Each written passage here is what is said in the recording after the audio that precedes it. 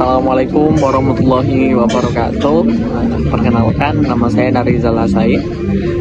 Saya adalah mahasiswa aktif Universitas Muhammadiyah Malang angkatan 2023. Nah, insya Allah di sini saya adalah mahasiswa dari Fakultas Ilmu Sosial dan Ilmu Politik, jurusan ataupun disiplin ilmu kesejahteraan sosial.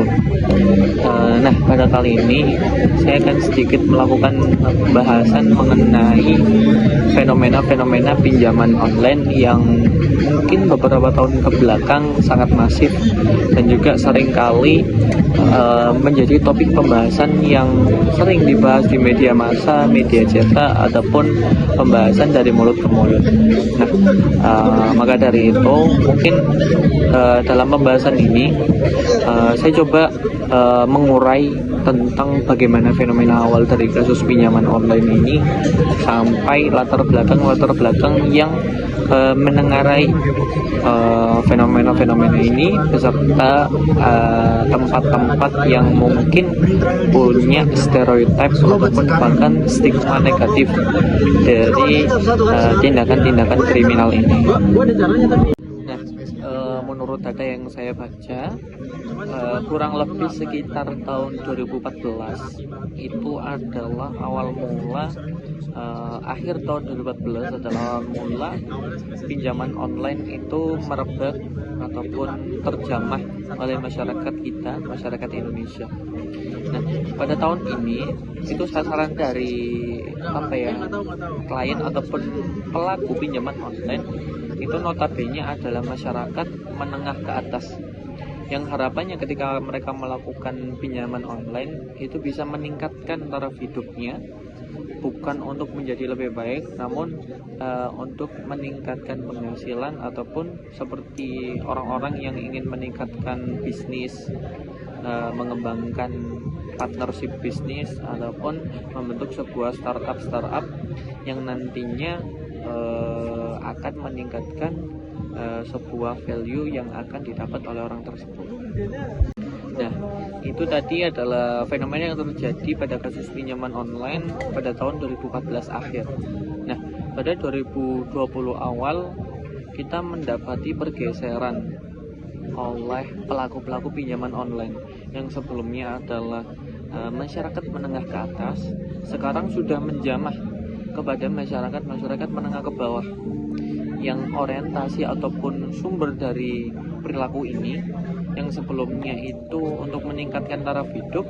Kalau untuk masyarakat menengah ke bawah memiliki kecenderungan itu adalah memenuhi kebutuhan hidup ya.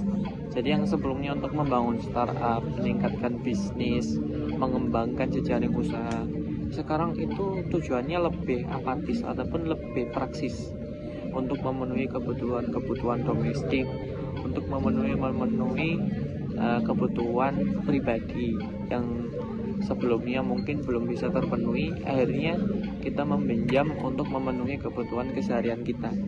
Yang bisa disimpulkan adalah perilaku ini sering disimbolkan dengan istilah gali lubang tutup lubang. Mungkin ini yang bisa saya sampaikan. Semoga 10 menit ini bisa bermanfaat dan juga bisa memenuhi anggapan-anggapan tentang bagaimana kasus-kasus ataupun fenomena-fenomena pinjaman online yang marak terutama di masyarakat Indonesia.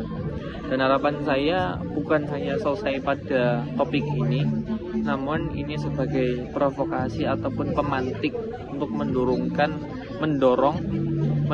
dan juga mendorong sikap untuk lebih kritis lagi dalam menentukan kebijakan, terutama kebijakan finansial, karena memang finansial bukan hal yang utama, namun dengan finansial ini kita bisa melakukan sesuatu tanpa memikirkan hal-hal pokok ataupun hal-hal sekunder yang belum terpenuhi oleh kita.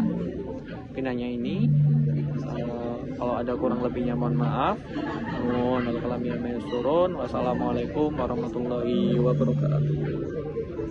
Nah, mungkin sedikit pernyataan saya yang terakhir mengenai bagaimana fenomena pinjaman online ini marak memang tergantung dari perspektif ataupun sudut pandang kita. Bagaimana kita menilai pinjaman online ini? Memang tidak sepenuhnya bahwa pinjaman online ini bisa dikategorikan sebagai perilaku yang negatif, karena kita memang dikembalikan lagi kepada pelaku dari pinjaman online ini. Terutama beberapa pinjaman online yang masif itu adalah pinjaman online bodong ataupun ilegal. Nah, mungkin sebagai ungkapan keresahan dari saya pribadi, menganggap bahwa kenapa pinjaman online ini memakan banyak korban, ya, memakan banyak pihak-pihak yang dirugikan, terutama di Indonesia, karena memang benar bahwa tingkat literasi manajemen keuangan yang mungkin sering kali kita sepelekan itu mempengaruhi kebijakan-kebijakan, keputusan-keputusan yang kita ambil. Contoh hal yang remeh, bagaimana menentukan skala prioritas dari mana yang kebutuhan dan juga mana yang hanya sekedar keinginan. Mungkin ini emang sering kali kita dengar, sering kali digaungkan, cuman pada kasus pinjaman online ini sungguh mempengaruhi kestabilan ekonomi. Mungkin ada pihak-pihak yang diuntungkan memang, namun ini adalah bentuk kapitalisasi dari pihak-pihak tertentu sebagai pemilik modal yang tahu ada sasaran empuk dari bisnis yang dilakukan ini. Mungkin bisnis ini sebelumnya dilakukan secara konvensional dari rumah ke rumah, dan itu juga perlu relasi untuk mengetahui pihak mana yang menyediakan pinjaman uang. Sedangkan dipermudah sekarang dengan syarat hanya store KTP ataupun pinjaman-pinjaman yang tanpa perlu kita mencari, situs-situs yang menyediakan pinjaman online ini sudah memasifkan promosi dari mereka melalui iklan-iklan yang marak di media massa maupun di media sosial. Mungkin di sini saya akan menyampaikan salah satu sampling daerah kawasan di tempat saya tinggal, yakni di Kota Malang. Itu ada satu daerah yang namanya mungkin bisa saya samarkan dengan daerah M. Daerah ini memiliki stereotip ataupun stigma negatif oleh masyarakat di lingkungan sekitar Kota Malang, karena masyarakat selalu menganggap bahwa di daerah ini memiliki tingkat kriminalitas yang tinggi, bahkan kasus-kasus kekerasan seksual, bahkan tindak-tindak pidana sosial itu cukup masif pada daerah ini. Jika teman-teman tanya kenapa kira-kira daerah M ini mendapatkan predikat sebagai daerah yang buruk, yang negatif, bukan karena tindakan-tindakan kriminal yang tinggi di sana, namun melainkan ada sampling ataupun pernyataan dari para debt collector, para lintah darat, penagih-penagih rentenir ini punya catatan ataupun riwayat yang negatif terhadap orang-orang di daerah M ini. Jadi di daerah M ini mungkin sering meminjam uang, baik secara konvensional, offline, ataupun secara pinjaman online. Dan itu yang menumbuhkan stigma negatif ini yang sudah tersebar di masyarakat. Nah, ini adalah bukti konkret bahwa pada tahun 2014 yang fenomena pinjol ini untuk kalangan masyarakat menengah ke atas sudah bergeser sampai menjamah kalangan menengah ke bawah. Dan nantinya pada inflasi ekonomi ini juga akan berpengaruh besar untuk berlangsungnya tingkat masyarakat yang ingin memenuhi kebutuhan hidup atau masyarakat yang ingin meningkatkan taraf hidup.